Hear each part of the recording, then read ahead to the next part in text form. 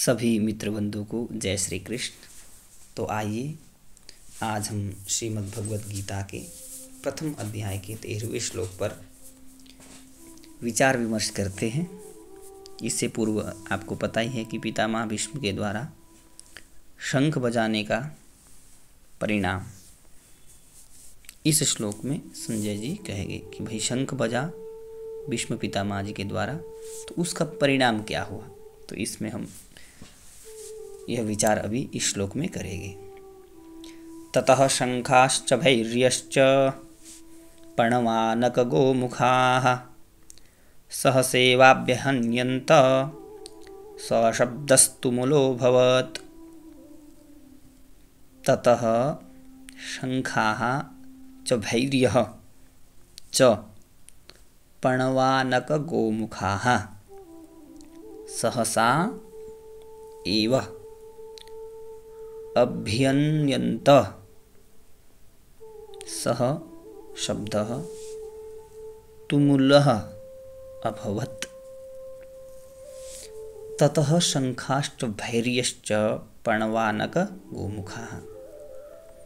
यद्यपि यहाँ पर भीष्म पितामह जी ने युद्ध आरंभ की घोषणा करने के लिए शंख नहीं बजाया था, उनका ऐसा भाव नहीं था कि युद्ध आरंभ हो इसके लिए शंख नहीं बजाया था।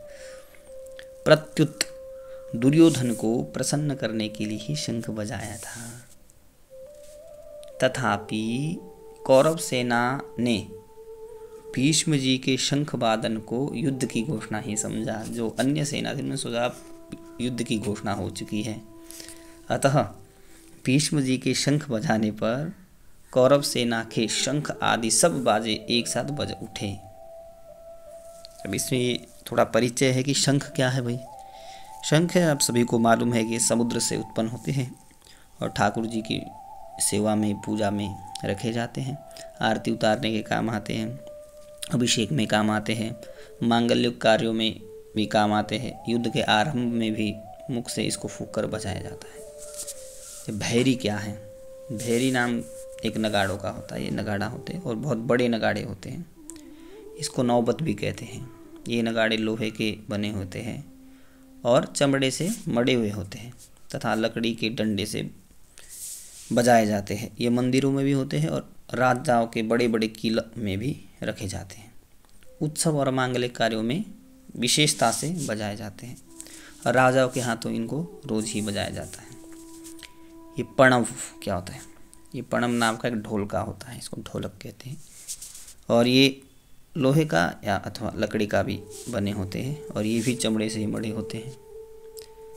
इसको हाथ से भी और लकड़ी के डंडे से भी बजाया जाता है। आकार में तो ये ढोलक की ही तरह होने पर भी ढोलकी के बड़े होते हैं, लेकिन कार्य के आरंभ में कहा जाता है कि पणवों को बजाना ऐसा जैसे गणेश जी का पूजन होता है, कार्य प्रारंभ करना। तो गणेश जी के पूजन के बराबर ही इसको मांगलिक माना जाता है। ये आनख क्या है? ये आनख एक मृदंग है और इसको पखावज भी कहते हैं।